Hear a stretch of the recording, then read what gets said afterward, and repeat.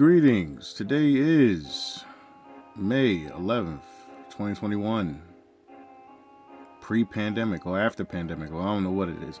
But anyway, we back with another video.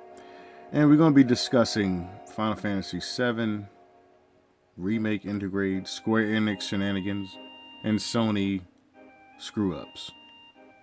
But I want to start this video off by saying I'm a fan of Final Fantasy VII. I'm a fan of Final Fantasy in general. You know, I've been playing and gaming for years as far as the PlayStation is concerned.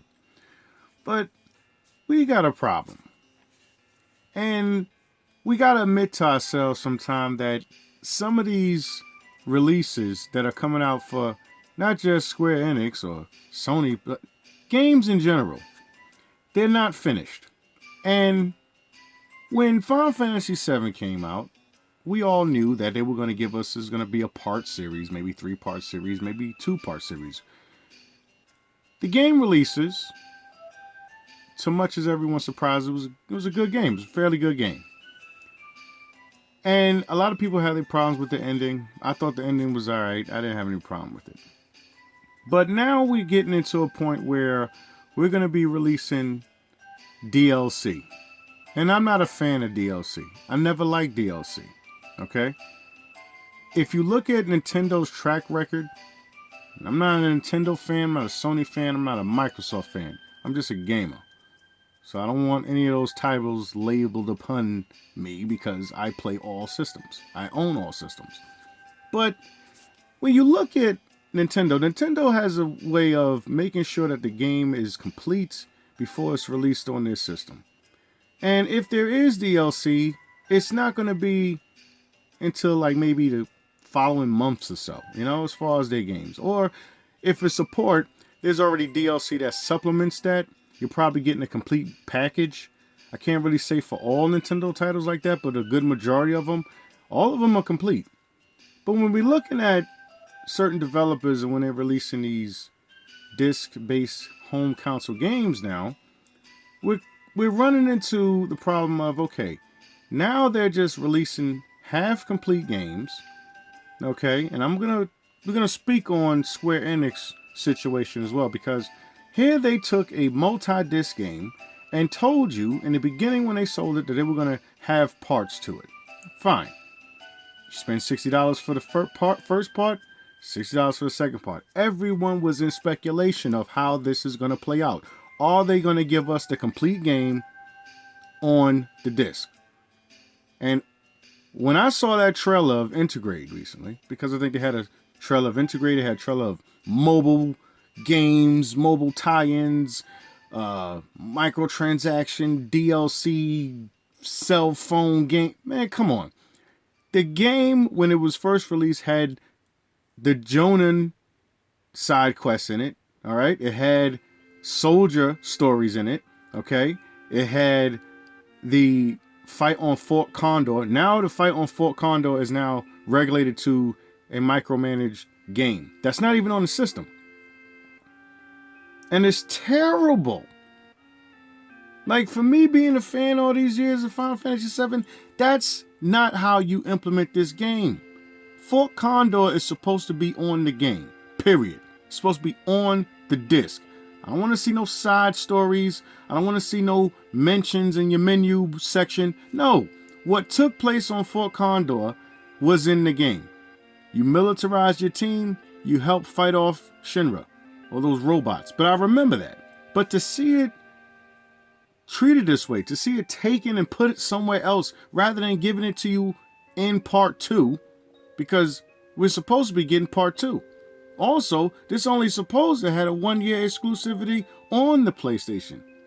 It was supposed to went to the PC. It was supposed to went to Xbox. But now, you're not getting everything that you hoped for. And that's a problem. Every fan of Final Fantasy VII should be upset about this. And I know I'm not the only one, because I've seen most of you guys' videos of posting and how y'all feel about it. And you are absolutely right. However you feel, good or bad, you're right. But this is from one man's opinion, and I just gotta be honest with how Square Enix is handling this. Now, the PlayStation 5 gets released And obviously they wanted to put the game on PlayStation 5. Thought they was just going to just move everything to PlayStation 5, but then that would have really shitted on the fans who have a PlayStation 4. Now, as far as Sony's concerned, Sony is trying to release a brand new console in the pandemic. And it's not looking too well because there's a chip shortage. There's not enough chips to develop these systems. But before that, the reasoning for them to create or to move forward with the PlayStation 5 is because they said, well, we want to focus on the Sony PlayStation 5. We're not going to worry about PlayStation 4. So they canceled the PlayStation 4 Pro, which is the better console of the PlayStation 4. Then they slim it down and just start selling slim models of the PlayStation 4. Now, the good majority of the world owns a PlayStation 4. Okay? For Square Enix, and I don't know who made the deal. I don't know if they, Sony came to Square Enix and said, yo, man, we need some help, man. We got to move these systems. Could you please put a DLC out for Final Fantasy VII since it sold a lot and give us DLC and make it exclusive to the PlayStation 5? But there's a problem in that. There's not enough PlayStation 5s in people's homes. You have the majority of people who have way more PlayStation 4s in households than PlayStation 5. So now you have the PlayStation 5 shortage. Now you have PlayStation 4 shortages are pretty much extinct because now they want to focus on the new systems. But they can't create more because of the pandemic. So Sony put themselves in a situation where they don't have enough dev chips or those chips that go into the systems to make more consoles. And it's not just Sony, it's Microsoft's having a problem. I'm sure laptops, cell phones, computers, everyone's hit across the board. But for Square Enix to make a boneheaded decision to say, well, we're going to just regulate this new game to the PlayStation 5, I think it's dumb. You want to make money. You in the business to make money, but you're going to regulate it exclusive to just PlayStation 5, a system that's not in everyone's household to begin with? Sure, some people got it. Sure, you could blame scalpers. Sure, you could blame bots. But the truth of the matter is they know this, and they still decided to make it exclusive to the PlayStation 5. And let's not talk about that $33 million blunder they did 3 years ago. I got a video on that. You can go and check it out. But they're not making money off of the game. They're not even making money off of Avengers.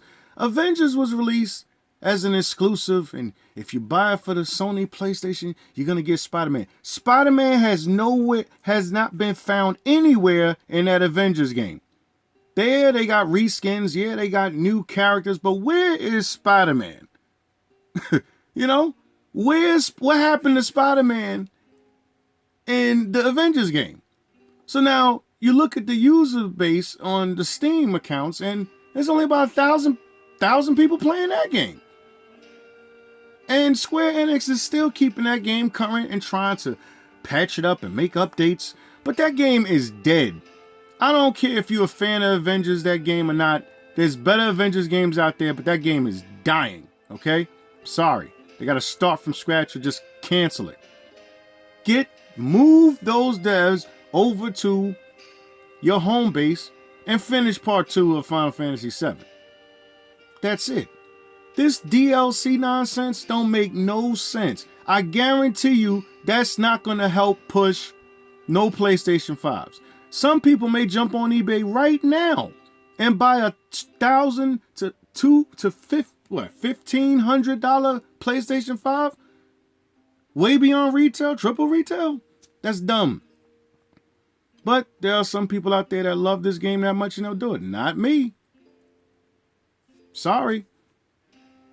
But if this is the route that they're going to go, and they want to sit there and keep releasing updates or side quest stories until they officially give us part 2, I can't see the interest staying too long for Final Fantasy VII. And it's sad, but hey, we always got the classics we can go back to and play. That's how I look at it.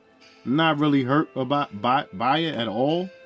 But hey, I played the first game, part 1. It was good. But I'm not going to jump over barrels and canyons and cross rivers just to play this game. Nah, fuck that. Makes no sense.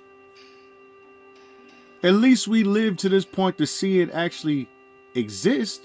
But the way they're going with cell phone games, with DLC content, with all of this part of the game is just being chopped up and destroyed in front of your face.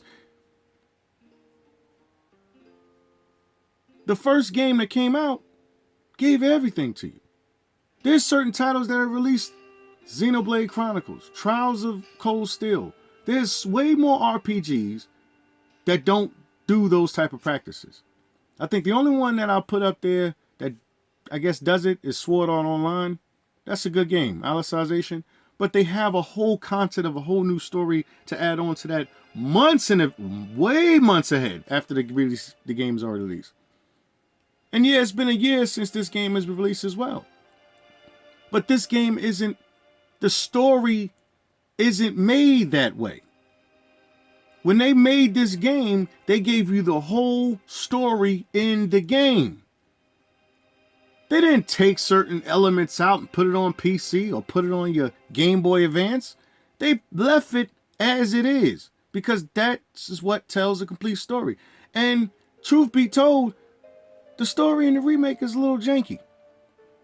Yeah, they got some beats in there where they change it up a little bit. But everyone that played this first part 1 knew that they were going to get the complete package in part 2. And now what we're seeing is you're not getting that. Nobody wants to go and download on a cell phone to play another part of the game that's already supposed to have been in there. Nobody wants to go and buy DLC for a character that's already in there. Makes no sense. How I look at this whole debacle with Square Enix, if it's not following the game, it's not canon. Period. You adding other things in there, it's not canon. If it wasn't in the game, the original OG game, it is not canon. Whoever that dude is running around with Yuffie, he is not canon. Yeah, there's an underground base in Shinra building. That's canon. Dirges of Cerberus, I consider that canon because I played that game. It wasn't a good game, but it was a game that had a great story though, to me. And that's where Square Enix is losing a lot of their fan base. They're breaking up the story. It's not following or being consistent to what actually happened. And with Tetsuya Nomura behind it, you know you're going to get like 12 discs. You know you're going to get like 12 variation discs. If he stays on this team, he is going to ruin Final Fantasy VII. You're going to have things pulled from time traveling to side stories that don't make no sense. Characters that should have died but didn't. It's ridiculous. But we all here for the entertainment.